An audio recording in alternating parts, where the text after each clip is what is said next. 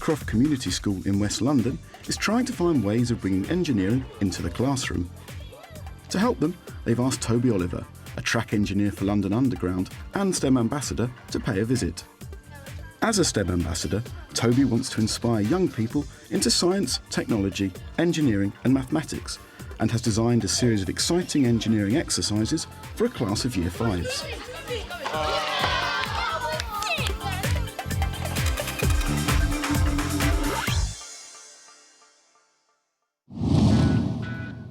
As a track engineer, Toby works on designing many different components of London Underground's tube tracks, such as signals, points and crossings, and train buffers. To help design these parts effectively, Toby needs to look at how they are manufactured, and he's come to the Lilliebridge depot in West Kensington in London. This is the standard raw material that comes in terms of track manufacture. It's a standard 60-foot length of rail, and sort of from this, you know, the manufacturing workshop can create all sorts of different types of points and crossings, you know, with the sort of a wide variety of machines that you can see.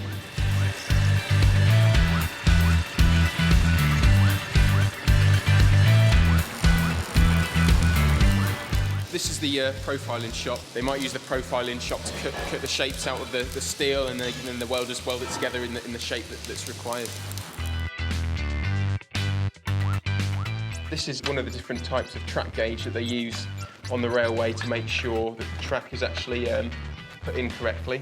It also measures the distance between rails as well, which is what we call the gauge, which is important as well. Our work as track designers fits into this depot in the way that we provide the designs which are actually taken out to site and installed. All this work helps in the running of a transport system used by millions of Londoners every day. Although Toby is a full-time engineer, he's passionate about inspiring young people about STEM subjects in a way he once was. I initially applied to be a STEM ambassador because I was inspired by one of my previous physics teachers.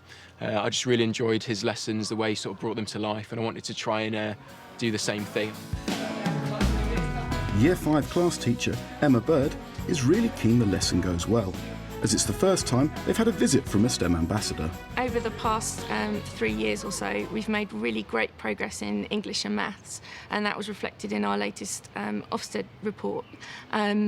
However, science is something that we still need to work on and bring up to the same standard. So we're really keen to get outside experts in and to give the children as many opportunities as we can. I'm here today to turn Class 5 into a group of bridge engineers. Toby's first activity is designed to get the kids thinking about the stability of an arch bridge. And for this, he'll need some volunteers. Now I want you to put your palms together. Right. Now I want you to slowly shuffle backwards. Keep on going. And lean towards each other. Lean towards each other. Don't go so far as you fall over. Now, I want you to describe to the class where you can feel the forces. I can feel it in my arms. So you can feel a pushing force from Abdul. And where else can you feel the force? Where's that force going? Where's the other part of it? Like it goes down my side. Goes down your sides, and does it keep on going? Yeah, and it to where? Finally reaches my legs. He uses a second pair of volunteers to strengthen the bridge. So if you come here, I'd just like you to sit on the floor so he can put the back of it, to support the back of his legs. And if you do the same, now, because you've got these supports behind you, it should be stronger.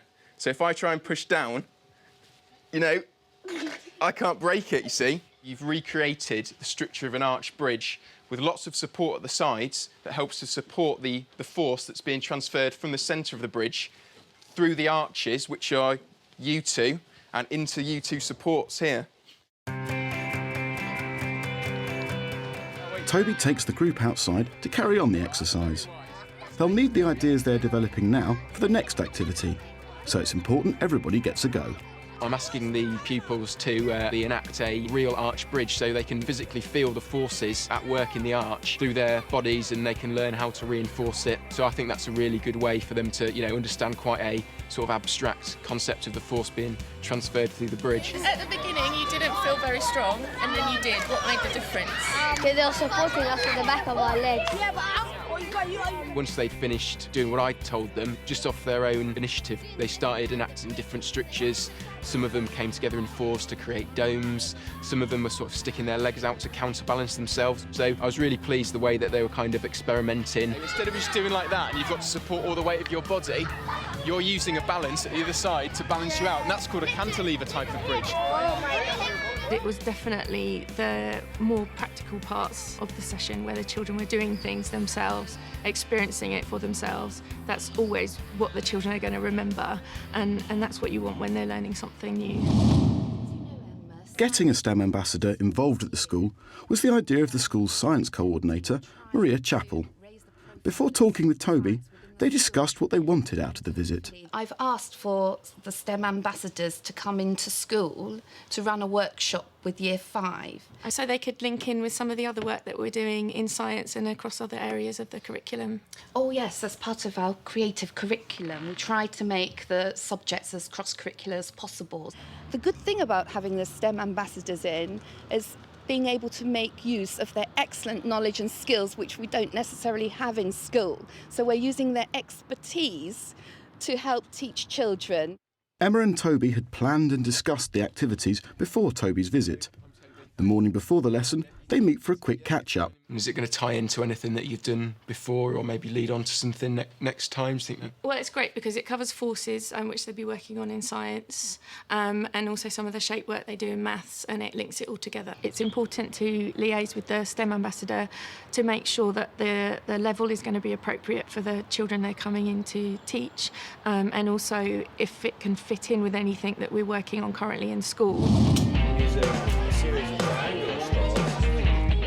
For the main activity, each group will have to use the knowledge they've already learnt, together with strong teamwork, to design and construct a bridge made only from straws. The teams are competing to see who can make the strongest bridge.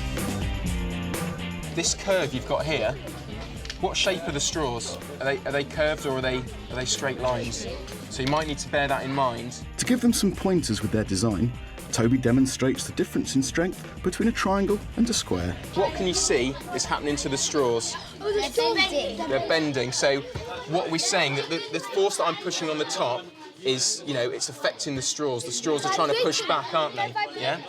What about when I push down on the square? What's happening to the straws? Are they bending as much as they were on the triangle? No? All the strength of this shape is dependent on the joints, you see. This shape, it's got the strength of the members, which are the straws, and the joints helping it. This one, we're putting all the force onto the joints, and that's why it's not as strong.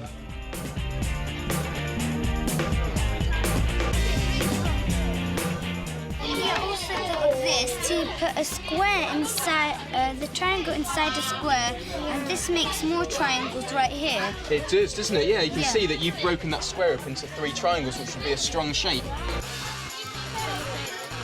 Take that. I think it was really fun, and even though some of it was hard, it was really fun. I love the activities. They were very interesting, and I really liked them.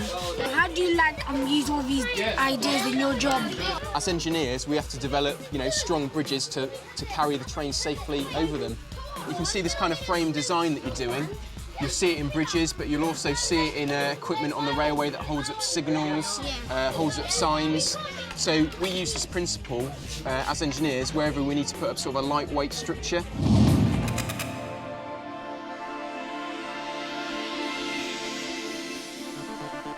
An important project that Toby has been working on recently is the design of new train buffers to be installed at various tube stations. This is a train arrestor. You might know it as a buffer stop. They're placed at the ends of sidings and terminal stations to stop the trains should anything go wrong. You can see some weird and wonderful shapes on the front here. These are there because it has to stop a variety of trains. Today I've come to check some of the design features of the arrestor. Check that the actual arrestor that's been built is what it matches this design here that we've got.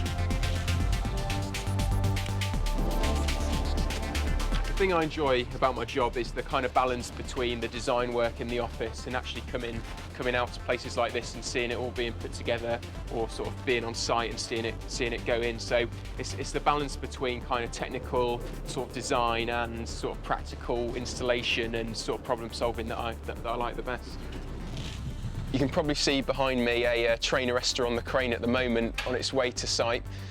I think this one's actually going to Amersham, which is nice because it's one of the designs that I've actually done, so I'm actually getting to see it, you know, on its way.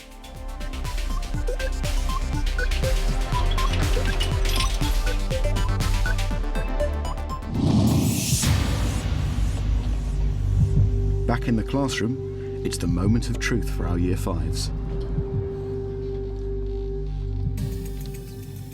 Who thinks it will hold 200 grams? That's the minimum that we're testing today. Let's see. Put it in the cup. No.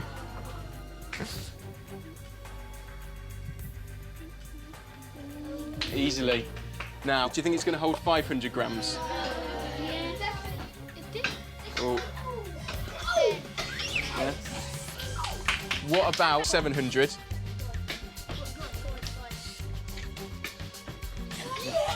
Right. Now the big test. Can it hold a kilogram?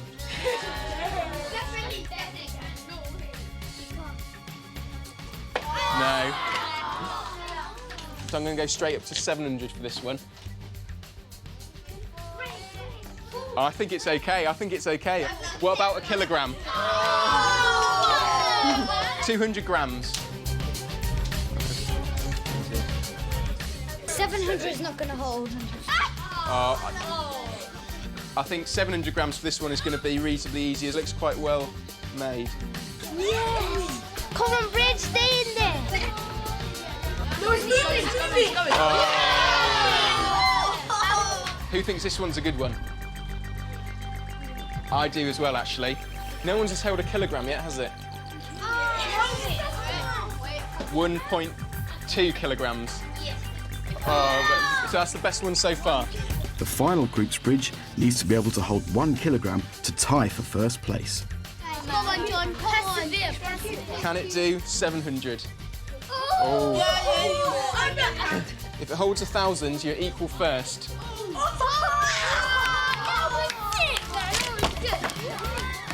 Well done. This was the winning bridge because, you know, it had equal strength throughout it. All these other bridges, whether it was because we'd used different sizes of triangles or, you know, our joints were a bit different, there was always a weak point on these other bridges. But this one was strong because it was a regular shape, and we'd use the triangles that we learnt about before. The activities that we did today, I think, worked really well. I really liked how they brought the knowledge through from my preliminary one into the final building of the bridge. It's easy to excite children about engineering as long as you get them doing it, you know, because that's really how they learn about the theory. They enjoyed particularly the more practical aspects of the session today, and also the competition element when they were building bridges at the end. And I think because they enjoyed it and they really got into that experience, that's something that they will remember.